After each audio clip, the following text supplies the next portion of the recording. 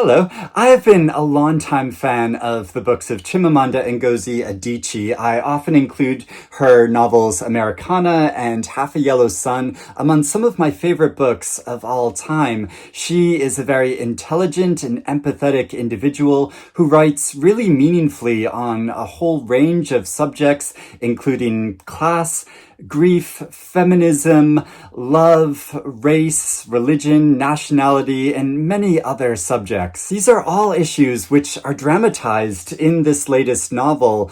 But after reading this book and carefully considering statements that Adichie has made in interviews over the past several years, I feel extremely frustrated. It doesn't please me to say this, but I feel that Adichie has been negligent in certain discussions that she herself has started, and this should be taken very seriously, especially with what's happening in the world today. I hasten to add, I'm not saying this to be sensational or censorious.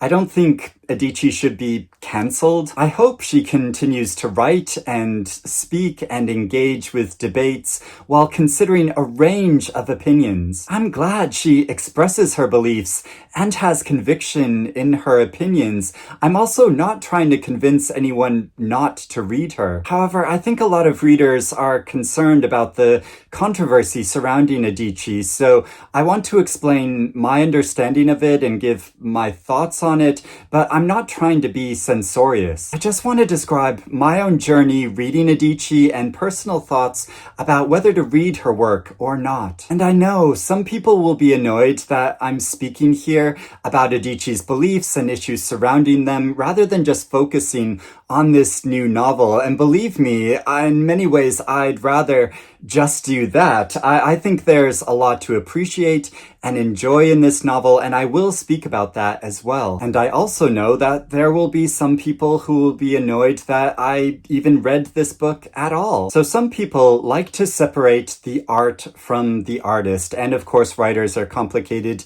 individuals with a whole range of beliefs, and if we take issue with every problematic statement that an author, either present or historical, says, then we would be left with nothing to read. And this is why I still continued to read Adichie's new novel, even though I've been very concerned about the debate surrounding her. However, we don't read books in a bubble, and I can't ignore how statements that Adichie has made and continues to make could easily contribute to social division and reinforcing stigmas surrounding marginalized groups rather than encouraging pragmatic debate. So I can't, in good conscience, discuss this author or this book without taking this into account. This is Adichie's first novel in over a decade, and in the intervening time between books, she has become a controversial figure because she has repeatedly stated,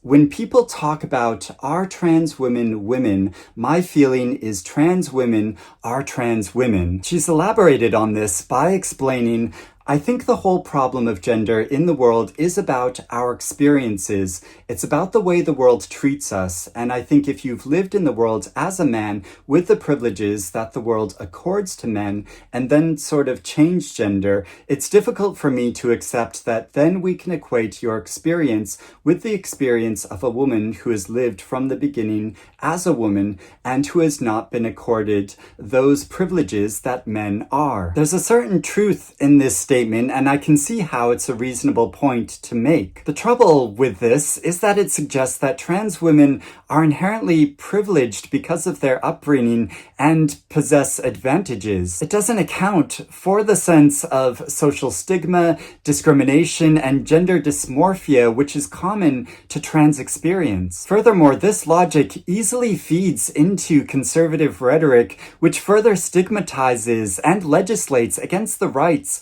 of trans people. And I don't think Adichie intends this to be the case, but it's nonetheless a serious consequence. And this is the real issue that I've come to find with Adichie. It's not so much what she's said, but what she's not said, and how she's not engaged in a more nuanced debate on this subject, even though she's had ample opportunity to do so both in print and in interviews. This leaves the intention and meaning behind her statements uncertain. I don't think Adichie is transphobic, and it's simplistic to dismiss her as such, but I also don't think that she has acknowledged reasonable concerns about her position regarding this issue. When asked to elaborate more, she either doesn't respond or mentions certain closed-loop debates concerning who should use what toilets or whether trans women should participate in women's sports. I'm not saying these debates are inconsequential,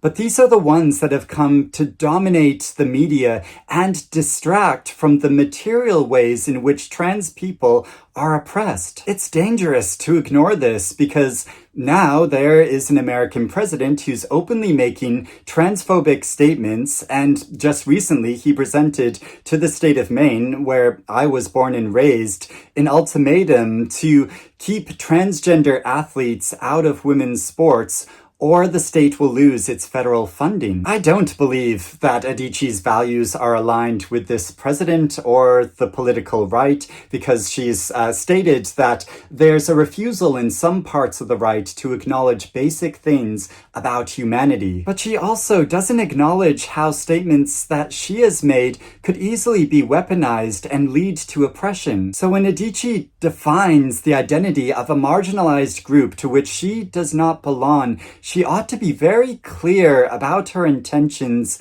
and meaning, and I don't think she has done this, and this is negligent. I am not trans, but I am an ally, and I really believe that when it comes to issues concerning trans lives, the people we should be listening to are trans voices. I'd really recommend reading Shon Faye's book, The Transgender Issue, if you're looking for more information about this in general. There's also a lot more to say on the debate about statements Adichie has made, and if you want to consider this further, there's a very good discussion in the podcast For Harriet, which I'll put a link for in the description below, where the participants very thoughtfully respond to Adichie's views. But before I go on to actually discussing this novel, I want to briefly approach this from a more personal perspective. I feel the way that Adichie discusses labels could be applied to any form of identity because she considers that it's not useful to group everyone in one overall category. By this logic, if someone were asked if gay men are men and the response was gay men are gay men, this would also be considered reasonable. However, as a gay man, I would find this offensive because my behavior doesn't always conform to stereotypical masculine standards, and as a consequence, from a young age, I've been sometimes made to feel like I'm not a real man, and I've had to wrestle with feelings of shame and insecurity as a consequence. This logic also adds to social stigma and legislation against the rights of gay people in countries like Nigeria. This leads to persecution and a situation dramatized in the novel where the gay friend of one of the narrators is blackmailed because of his homosexuality. I appreciate that Adichie highlights that such persecution takes place, but this discrimination partly originates in a dangerous form of logic that categorizes and divides rather than acknowledging the humanity and rights which should be accorded to all human beings. Again, I'm not saying this is the intention behind what Adichie has said, but when she's been asked in many interviews to expand upon her meaning and consider reasonable criticism, she refuses to say anything more about it. I can understand that she doesn't want to stoke more backlash, and it's very wrong that so much hate has been directed towards her. But when a public figure makes certain statements, they need to be accountable for them. And it's especially important for a writer to carefully consider the potential consequences of the language that she uses. Now, Adichie doesn't directly address trans issues in Dream Count, and I certainly didn't read the book looking for opinions about this or to find things to object to because of statements she's made outside of the book. However, the story does spend a lot of time expressing frustration about a certain section of what I guess you could call academic liberal society that labels everyone and everything they encounter as problematic. One of the narrators of the book is Chimamanda, who comes from an extremely wealthy family and has a tempestuous relationship with an art historian named Darnell. Darnell and his social circle find fault with every well-meaning thought and question that Chimamanda expresses, and they diminish her and sneer at her. Although Darnell purports to be progressive, he dismisses much of what Chimamanda says as hormonal, and it's great how Adichie is highlighting this hypocrisy. And I'm also glad that she highlights some liberals are completely intolerant of people expressing their real views or even allowing certain questions to be asked, especially by non-academically educated people. Some people I know who work in academia have described to me the real difficulty of fostering meaningful discussions in classrooms when some students dismiss everything as problematic, and then that just completely shuts down the conversation. So this is a real problem that is worth highlighting. But just because such sneering attitudes exist in some sections of liberal society doesn't mean that there aren't real issues worth raising and that are behind such vociferous criticism. So I personally felt that an undue amount of space was taken up in this novel, skewering certain kinds of liberals in this way. There's also a small line in this novel which feels like a veiled reference to the comment which landed Adichie in such hot water, and this is following the character Chimamanda when she's having a conversation with her lover about travel writing, and it stated, "He said he thought much of poetry was really travel writing, and I said much of poetry was poetry, and he laughed." I can only assume that Adichie was thinking about her controversial statement when she wrote this, and maybe it's just her way of trying to be lighthearted about something which has caused her considerable backlash. But it also feels somewhat mocking, as if to say,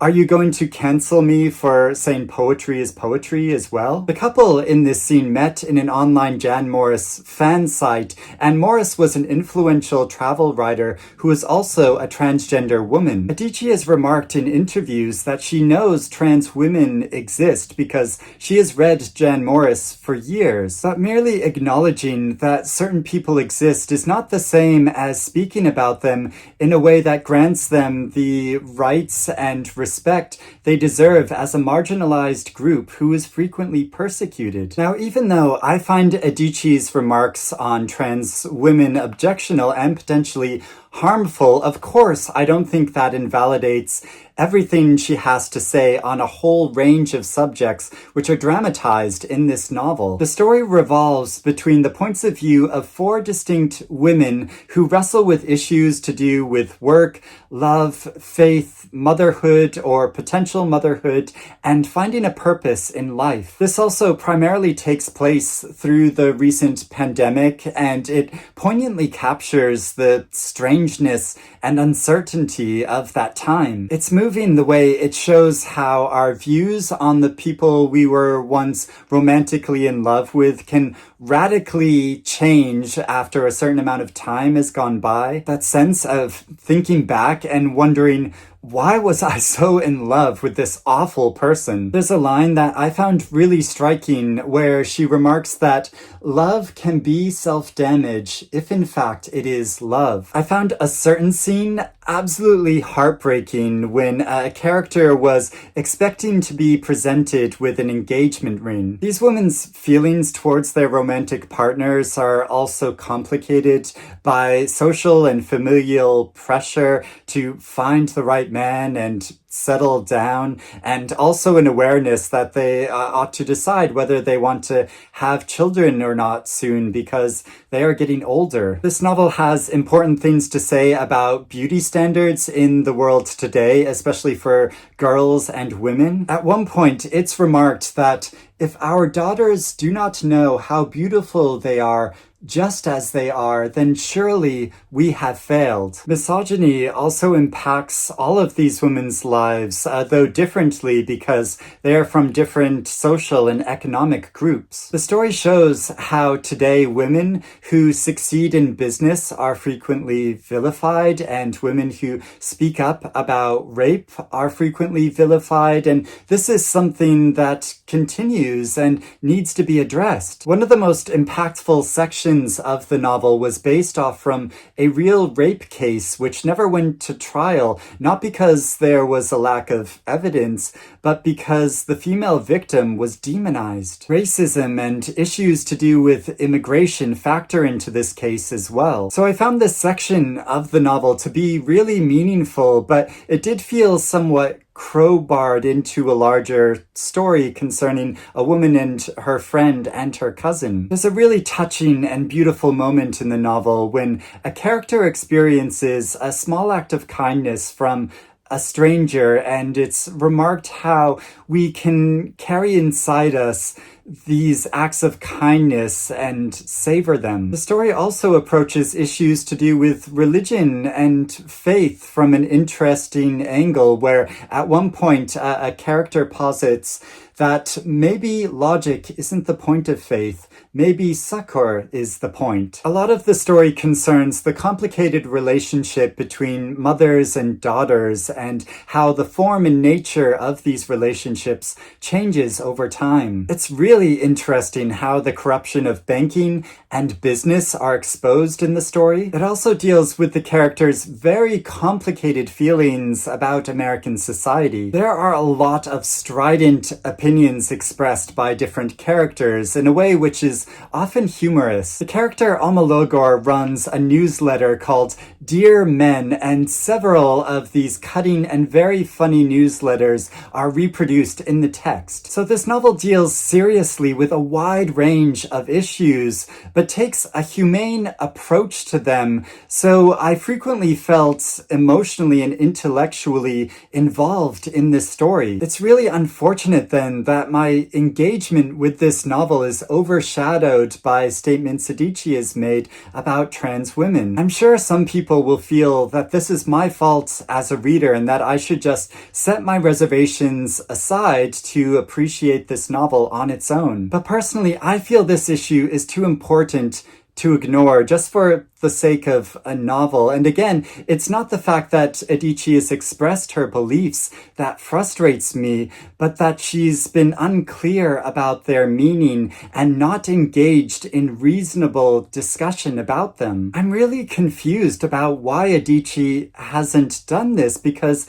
she is such a thoughtful and powerful writer. But also, when she knows how much her statements have affected her reputation as a public figure and the trust between her and her readership, why wouldn't she discuss them further? Her refusal to do so has unfortunately made me lose faith in her as an author and impacted my experience reading this novel. So I really hope that Adichie continues to discuss her thoughts and participate in meaningful conversations in the future. I'd be keen to hear your thoughts on this issue and this author and this novel in the comments below, as long as they are expressed in a considerate way.